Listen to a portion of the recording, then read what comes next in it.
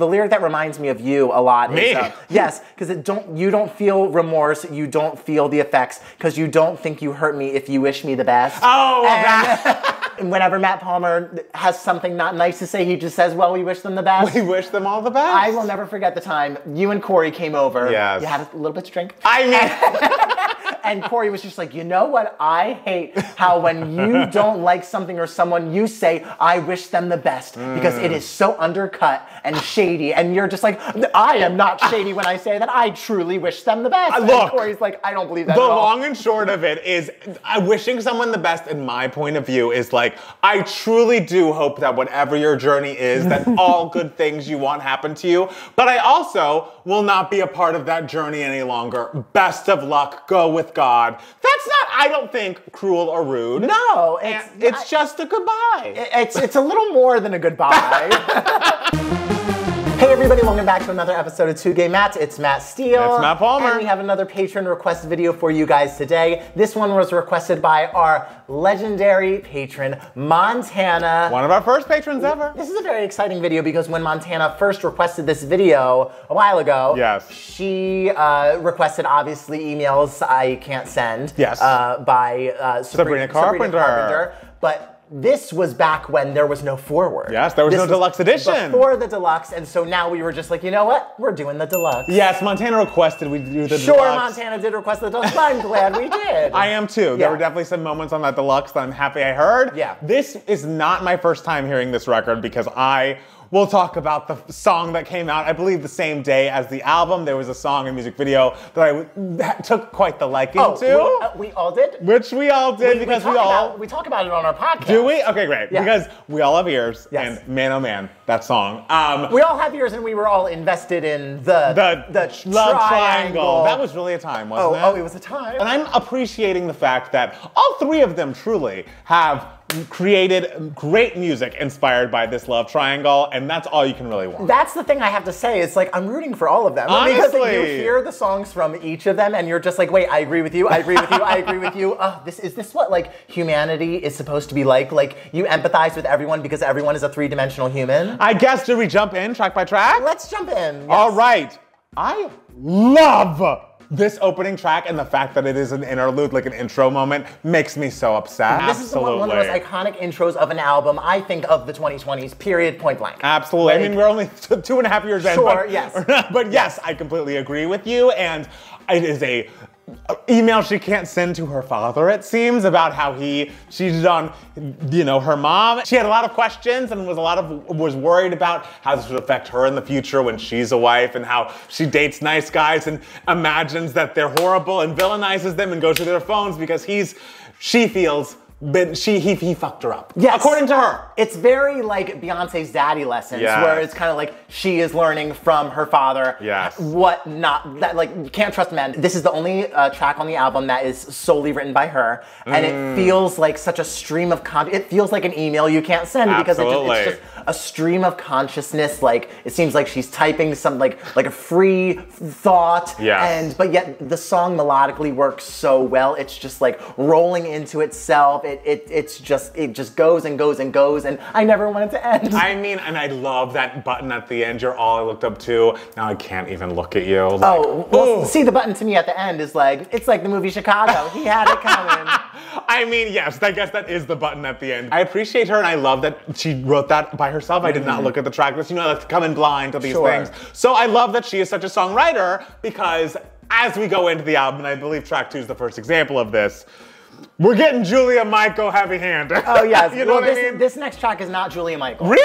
It's not. It certainly sounds like her. It does. This is a song called Vicious, and it feels like maybe a Joshua Bassett moment as well, because he smashed her heart and wrecked her image. And it's like, wrecked her image? Joshua Bassett, yes. So I didn't realize this wasn't Julia, because I feel like the only issues I have throughout this album is sometimes I feel like the songwriter is coming through more than Sabrina is. Like, I feel like very much not that way about the intro, but there are certain songs like this one, which I assume was Julia Michaels, but clearly someone else.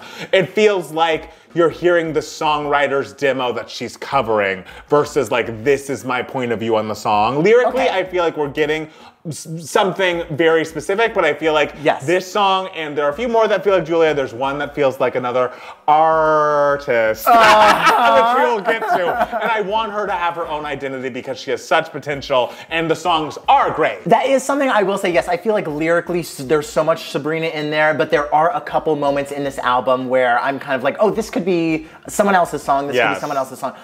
Which, like, I wouldn't say is like a bit, especially when Sabrina was only like 23 when she put this album out. So, like, you know, she's still a young person finding her voice, like, especially sonically and everything. I felt this song could feel like her, but also it's the second track on the album, so we're still getting to know her. I'm still getting to know her. But yeah, I think Vicious is a really, really strong song. Melodically, this song is really great. I think it's a great choice for a single. I love the groove of it. It is up-tempo, but it's not like hitting you heavy with the up-tempo, but it's like not like totally like vibey either. Like, it's really strong. I really, really love it. I think Vicious is an absolutely good opening track here. Read Your Mind. We're going into the up-tempo genre here, and I feel like this works really well for her. This is maybe my favorite of the like up tempos on the record. Like, I love the I can't read your mind. It's just so hooky with the strings right behind it playing along with her. It has that really good like disco feel to it. You know what it reminds me of? Zara Larsson's Look What You've Done. Oh, you know I love that song. That's a great song. You know I fucking love that song. And so this is a beautiful companion piece to it. And it feels genuine. It feels like her. It's a great, really, really solid up-tempo song. I wish that Y was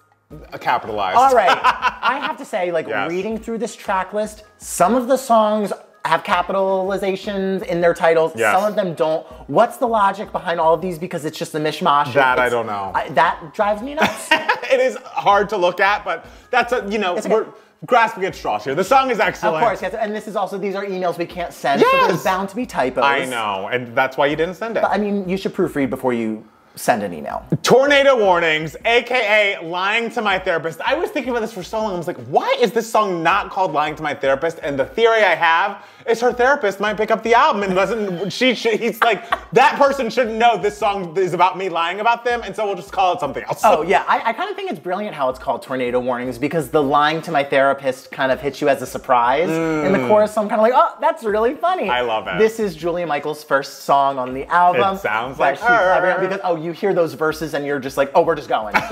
We're just rambling. This is free-form thought. Right. And I feel like we'll come back to that thought. But here I feel like it very much works, and I am not bothered by it. And also just the concept of lying to your therapist is a really brilliant one, because it's like, bitch, why even go to therapy? You tell them the truth. I love that. It's hilarious. It's hysterical. And I can relate. I don't go to therapy, but if I went to therapy, I would absolutely like say a couple things like what my therapist would want to hear. Like, oh yeah, I totally haven't like reached out to him. Oh my God. I haven't been kissing him. It feels like if you're going to pay for therapy, it's not cheap, dolls. Tell them the truth. Just like get the most out of it. Even if it's the messy truth, you're not telling your mom, you're not telling your priest, tell the therapist the truth. I imagine Sabrina Carpenter has relatively decent health insurance that covers at least a little bit of the therapy. I just want her to get the most out of it as she can. Oh, well, that's why she's writing these songs with Julia and others. Julia and friends. Yes. And here we go. We get to, and the thing is, I feel like rarely are we like, oh, this is the single choice. Whoever's made the decision has done a beautiful job. We always have critiques about singles that are released.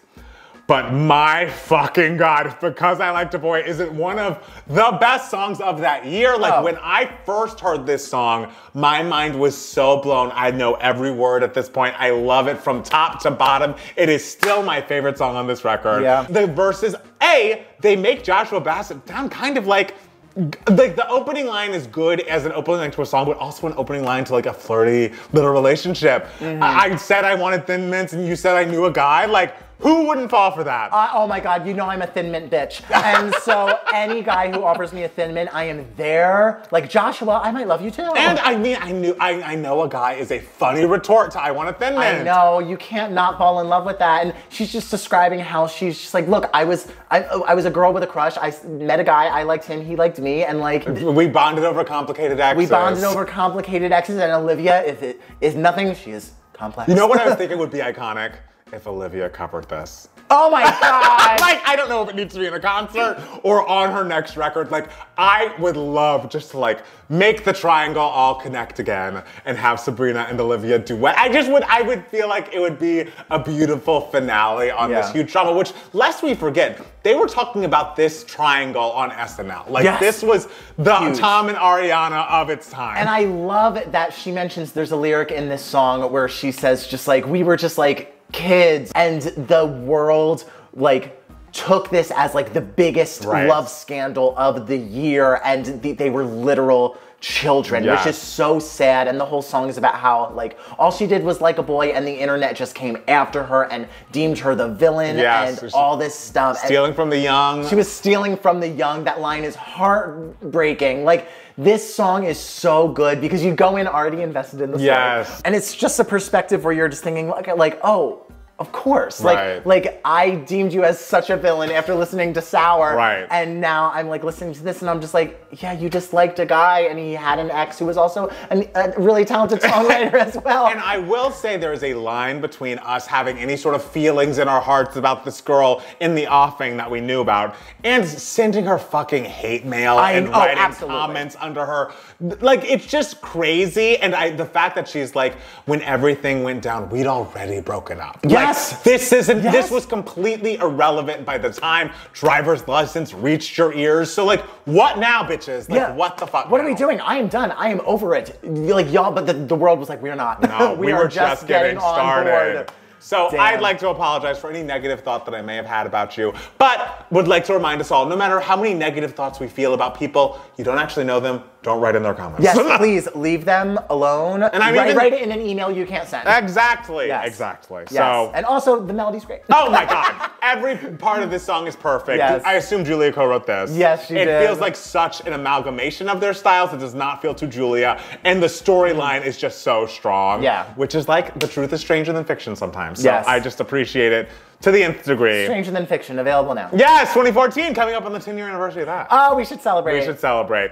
Already Over. I like Already Over a lot. I like it too. I think it's really strong. I really like the production of Already Over. I feel like if when they wrote the song, they could have done immediately just been like, oh, let's make it like something a little dancey. But then they didn't. They made it a little more string-based and a little breezier than it could have been. I really like what they did with this song. I like it as well. I think it suffers from being after Because I Like the Boy, because I just am like wanting to replay it again, but it is an absolutely good song. Well, I also think like the first 5 tracks of this album are so strong.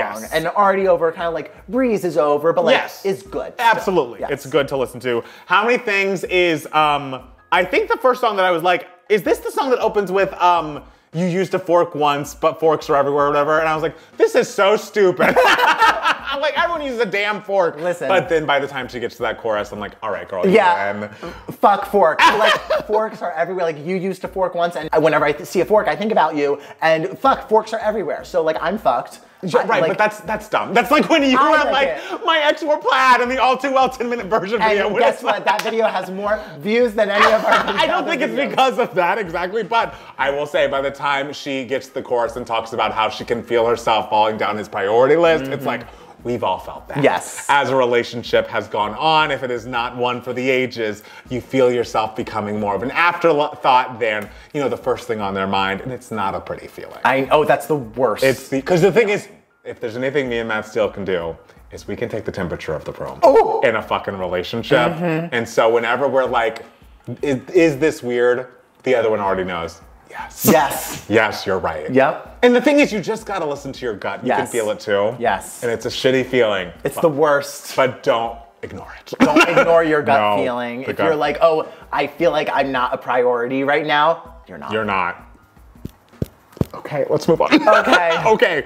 Bet You Wanna feels very Billie Eilish. Sure. It feels very much like, oh, we have a very cool happening beat, but we're just gonna be whispering and like the melody's gonna stay a bit flat over it. I think it works, absolutely. Not my favorite song on the record, but like, it works. Yeah, I would say it works. I definitely like it, but I wouldn't put it near the top of this album. Just because I feel like there are things that feel a little bit more Sabrina Carpenter, or what I know of Sabrina Carpenter at this early stage in her career. Right, and I feel like she's trying on different hats around this time of the album, and I think that's good. You gotta spread your wings, see what works for you. But I must say, Nonsense is fun. It is singable. Yeah. It is her biggest hit at this point. Oh, is it? It became like a very big hit. Like a remix came out about it. Like I think it did very well. Good. It's a good song. For Ariana Grande. And I realize everyone has their vibe. And the thing is, when Ariana started out, she was too much like Mariah Carey. This, I feel like, is so the Ariana that we just left in Oz or whatever. And I feel like while she's out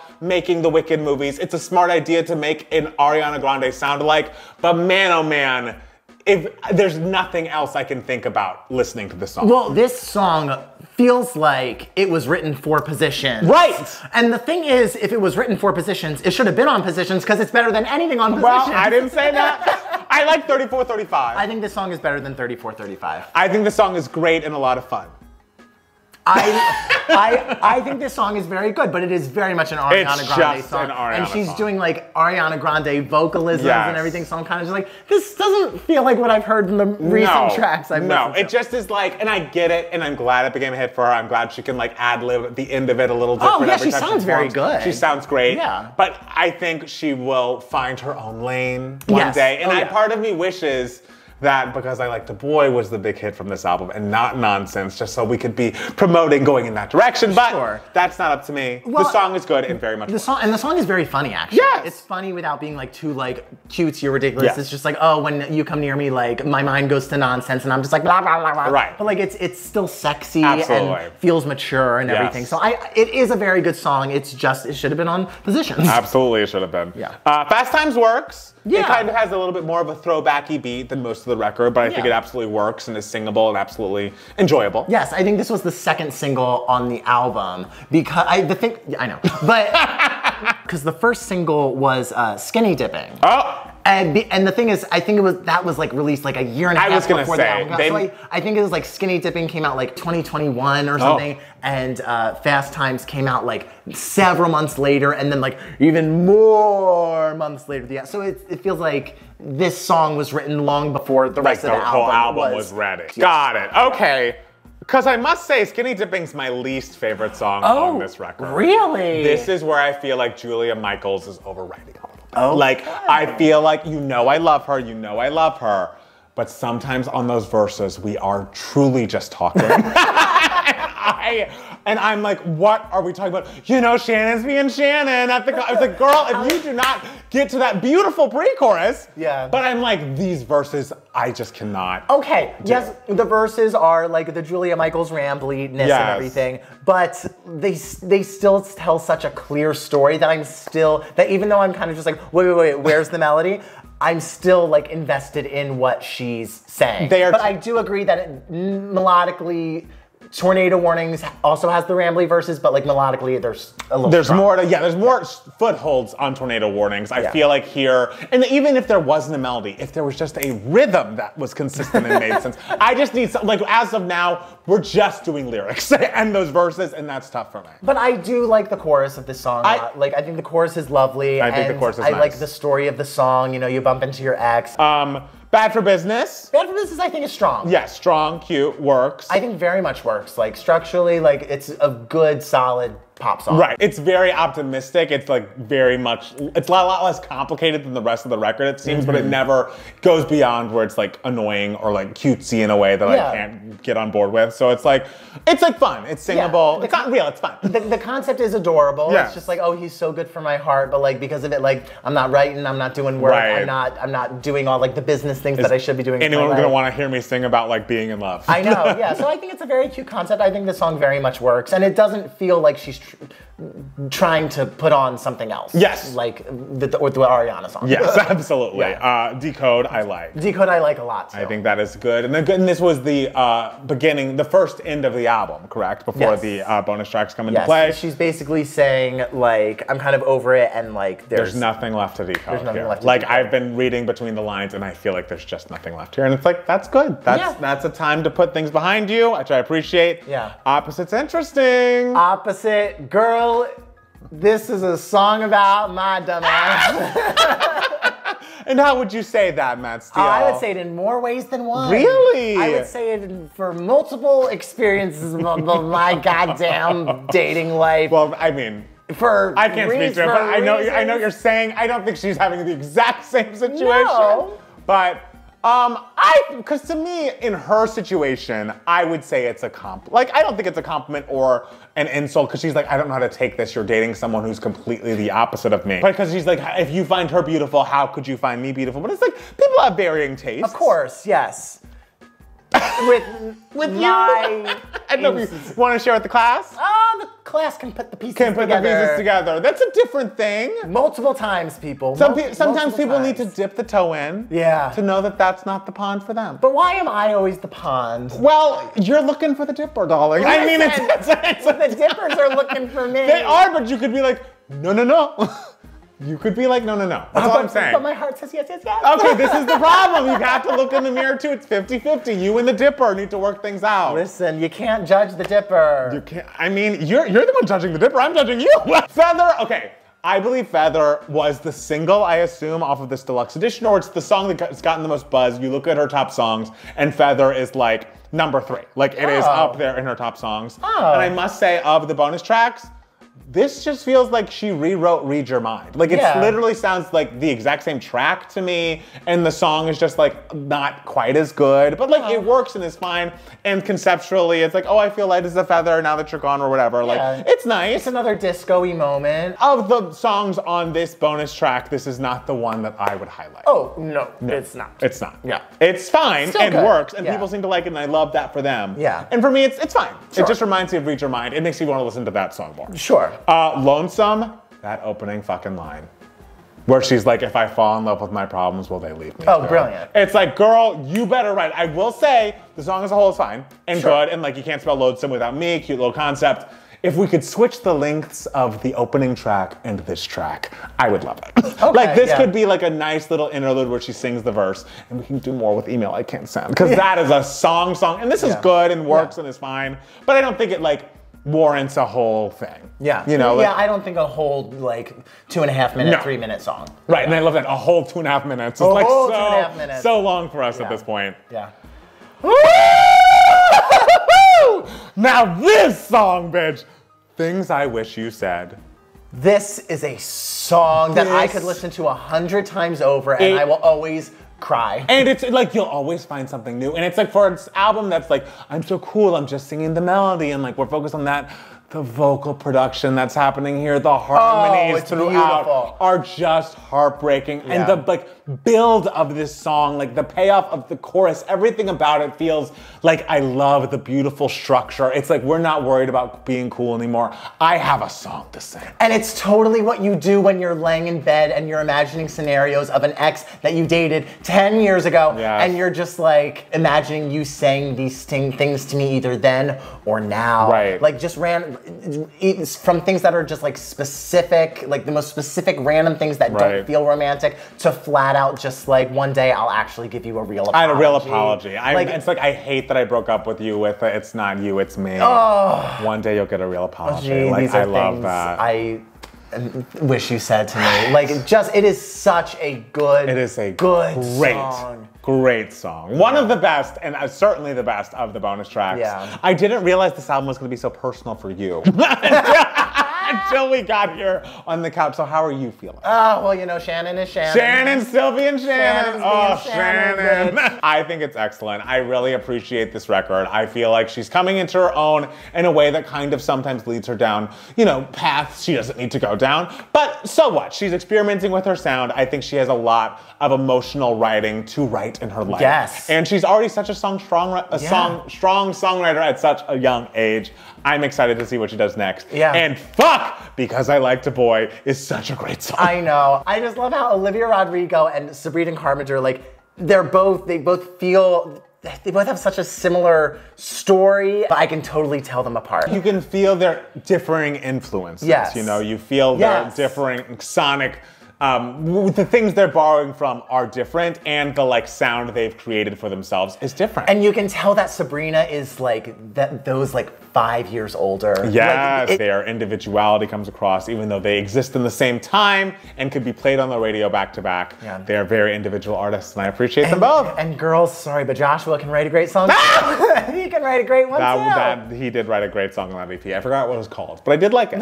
Tell us below how you feel about Sabrina Carpenter's album, Emails I Can't Send. Write in the comments. Make sure to follow us on Twitter and Instagram at Matt Palmer Music. And it's Matt Steele. And at 2 Gay Matts for both of us. So we have a podcast that comes out every Monday called 2 Gay Matts, TWO. You can find it wherever you listen to podcasts. And we have a Patreon, patreon.com/2gaymats, where you can put in for a certain tier a request that we review or react to something of your choosing. Who do you need to give shout outs to today? To Eric. Yes. Jeff. Yes. Jordan. Yes. Chris. Yes. Adam Parnell. Yes. Abu. Yes. And to the iconic Montana. Yes. And to all of you, thank you so much for watching. We'll be back soon with more 2 Gay Matts. Bye. Bye.